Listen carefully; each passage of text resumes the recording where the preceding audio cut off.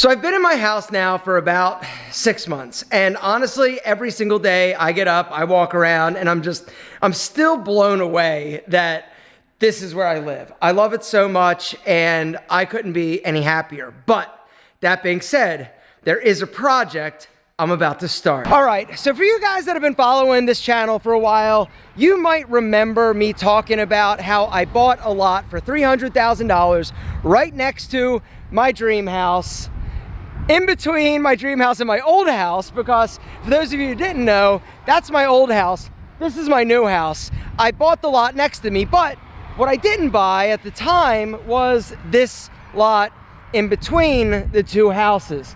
It's about 1/3 of an acre. And, you know, the whole idea when I bought this lot was, okay, I think I'm gonna build a spec home, or I'm gonna flip it and let somebody else build a house. All right, hold on a second. I'm editing this video and I realized that I did a really terrible job explaining this whole lot situation. So I gotta explain it a little bit better. So here's how it went. When I built my first house, all right, there were 3 lots for sale. There was my house, or the lot that I built my house on. I bought that lot for around I think it was $210,000. All right, right next to it was a smaller lot, the vacant lot that you're seeing me talk about right now, that wasn't as good of a lot. It was a little bit smaller, and at the time it was like $190,000. And then next to that lot was the acre lot that I bought and built my current house in. All right, so there were 3 lots there. The one that I built my house on, a vacant lot, and the big one. Well, somebody came in and bought that in-between lot. All right, he bought it for like $190,000 and he held on to it.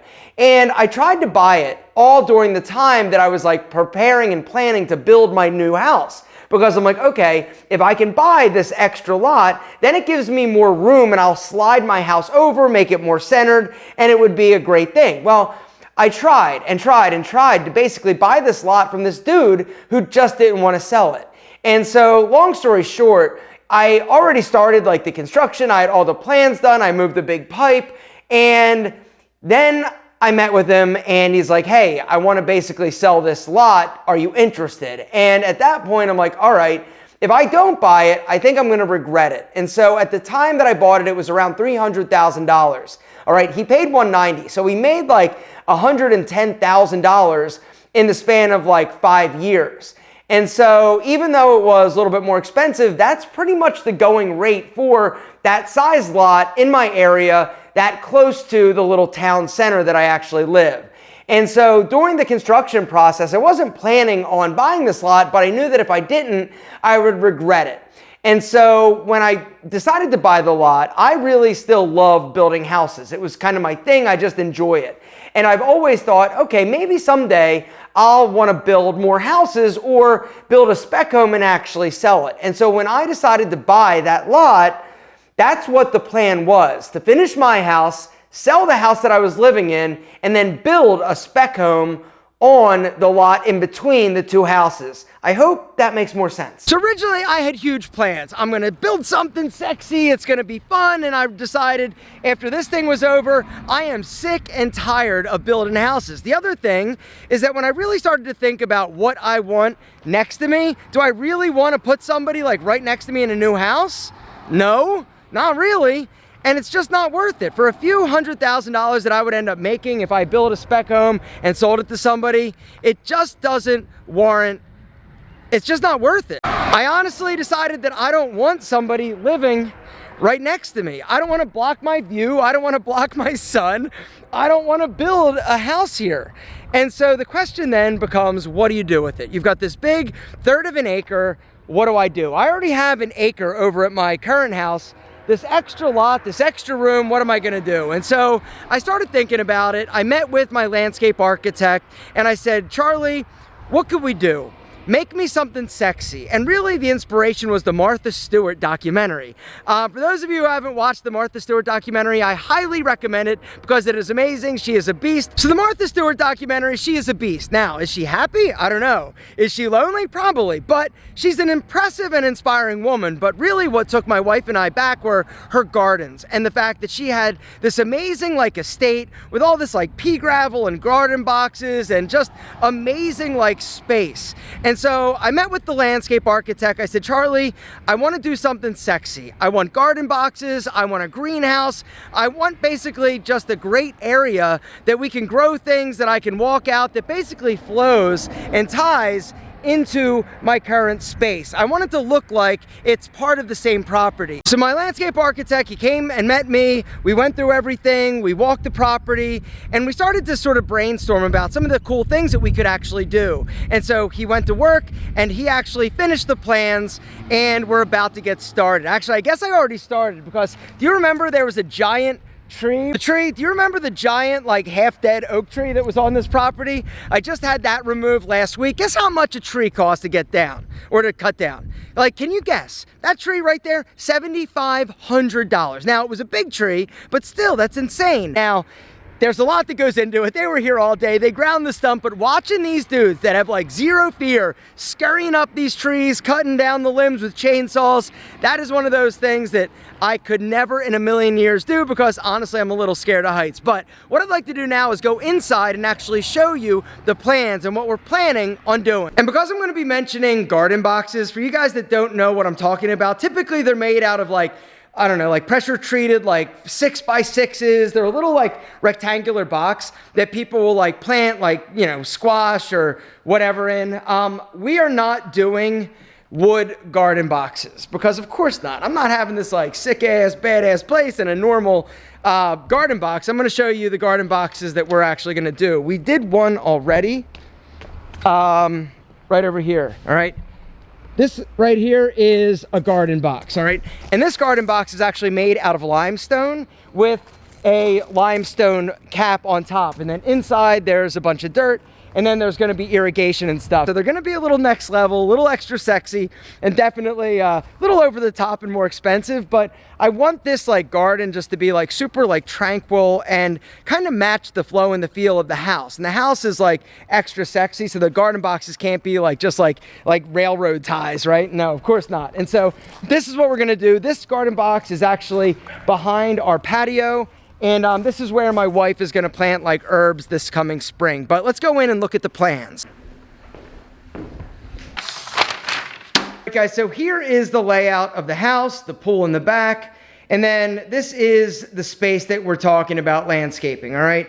So basically the property line is right down here. Now currently, we've just got a bunch of grass all around here, but what we found is because this is kind of like the low point for the yard, it doesn't really do that well in terms of the grass. It gets kind of soggy and nasty, and then back here it doesn't get much sun.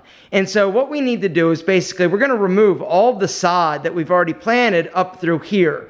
All right, now over here, this is where the magic kind of happens. Up front, what we're going to do is have a little pea gravel kind of parking lot. So if we ever have like a party or something like that, this will be a nice little place for guests to park. We'll be able to fit about 4 cars. And then we're going to have a little pea gravel walkway over here, a few stepping stones from the current driveway over to here. And then we're going to have stepping stones all the way down to the lower level. And then we're going to continue the pea gravel little trails, all right?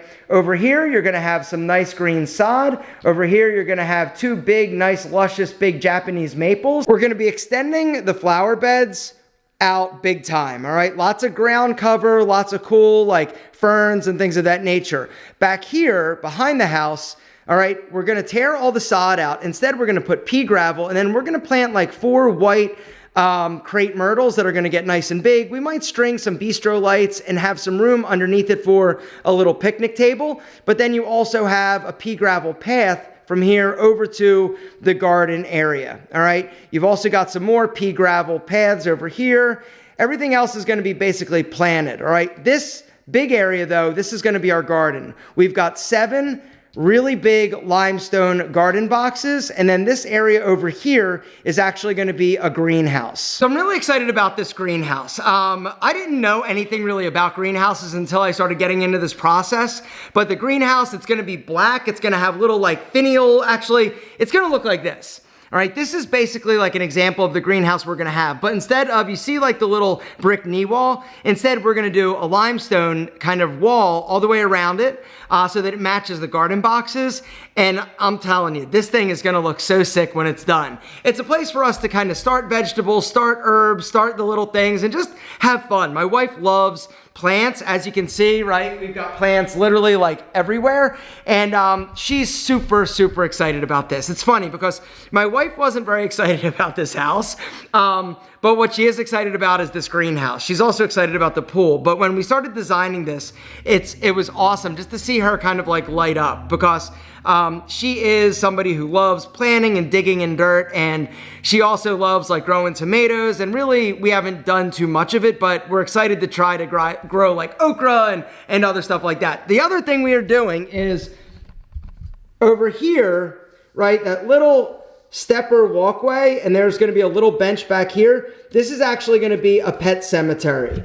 We're going to make like a little pet cemetery because we've got all like old animals, and you know, it's just something that we feel like would be cool, and it'd be nice to be able to keep them close and not just, you know, dig a hole and toss them in.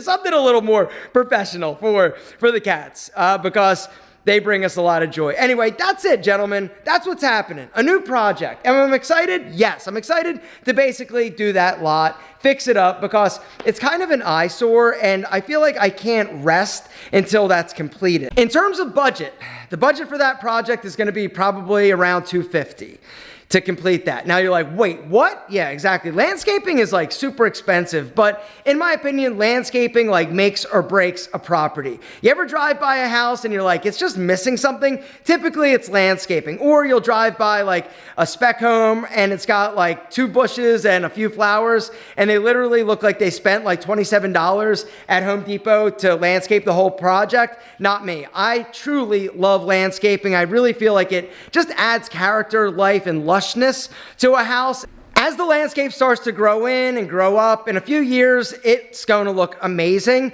And once it matures, it just makes a place look and feel so much more like luxe and lush and just tranquil, honestly. And that's kind of the vibe and what we're going for. Tranquil lushness, gentlemen. Anyway, next time, I'm going to talk a little bit about houses. I'm going to talk about renting versus buying versus building, what you should and shouldn't do. And in my opinion, actually, I should say my opinion has changed over the years. Stay tuned.